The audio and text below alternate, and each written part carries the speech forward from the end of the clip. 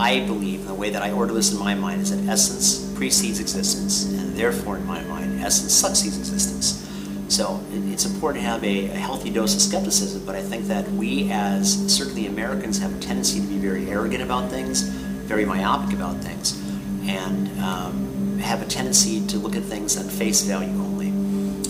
Other cultures, I think, have a tendency to look for things beyond that, whether it's something, from the earth or different spirits, whatever else, but it's a big universe, and I think that it's awfully short-sighted of us not to be receptive to other things.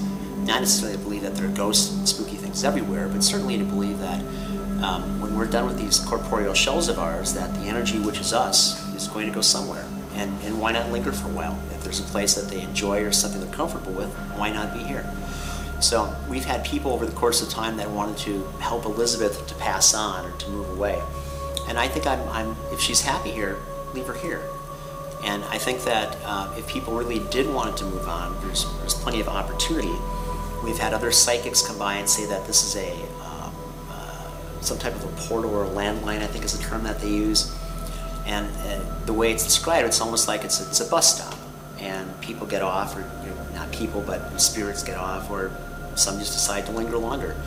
So because of the myriad things that I've seen in 25 years here, for the most part, it's relatively calm, and there's little idiosyncratic things that take place sometimes, and things you can pinpoint and say, well, yes, we've seen this before, and this is one of the attributes of Elizabeth or one of the other entities here. But there are other things that come by sometimes that aren't quite as nice, and you can sense when there's like disharmony. If you think about a schoolyard where there's a new kid that comes, there's always going to be there's not a power struggle, but there's always going to be a little displacement that takes place. And sometimes it's rife with that, and you can feel that in the air. The entire night is set like that. Customers will walk up and say, something seems different tonight, or something isn't right. And you just get a sense. After 25 years, you get a sense for those things. But I'm not quite sure if I can place this between something that's getting off at a different bus stop, or something that's moving through time in a different way. But I think that it's important to have an open mind for that. And I guess one of the last things that I used to run quite a bit, especially at night, and there were always some buildings that were just darker than others. And it wasn't a matter of lighting or architecture or anything else. They were just a little creepier. So, if it bothered you, just ran a little bit faster. But I think the only power that these entities have is the power that you give them. If you're afraid of them, if you fear them, that's where they're empowered. Just like I talked about in the brochure about cops going downstairs and pointing out their sidearms. Well, you can't shoot a ghost. I can understand how their copper sense is activated and they can sense something else is there. But you can't shoot them, you can't hurt them. And I don't think they can hurt you either. They can move things around sometimes, they can do other things, they can make you feel uncomfortable, but I don't think they can actually hurt you. So I've never seen the bottles flying off the wall.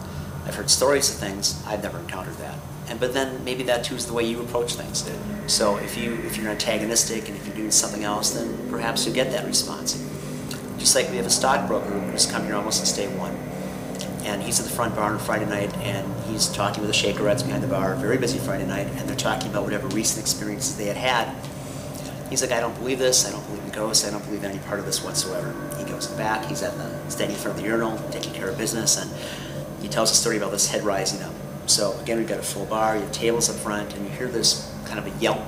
Everyone's attention comes back here, and you see him not leaping through the air, but you see him just rushing out of the men's room. Walks back to the front bar, and he's as white as a napkin is. And I just said, something up, Gerard? He said, I'll never make fun of ghosts again. I can't believe it. I'm there, I'm at the urinal, and this head rises up next to me. So, and that's a story that I've heard from other people as well.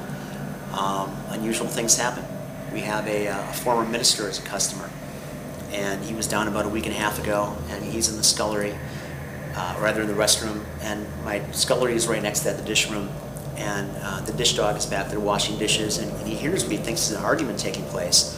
And it's this former minister who's having an argument with the different spirits. And he's going on, I believe in God, I don't believe in you, whatever he's saying. And it's going on for a while. And then he had left. And then after he and his wife had left, then we had this period of time had gone by, and the room had quieted down quite a bit. And we had this really unusual, loud, screeching sound, as if you had a motor or fan or something. You stuck a piece of metal and it's grinding to a halt. But a horrifically loud sound. And there's nothing here remotely like any part of that. So as we walked back here, the sound kind of morphed and it came out of the ladies' room, and it changed into something from that screechy kind of a metallic sound into something almost like chains. So as some of the staff will come on later this afternoon, I think one of them will be here that will have a story that picks up from that point. But unusual things take place. You just have to have an open mind for them.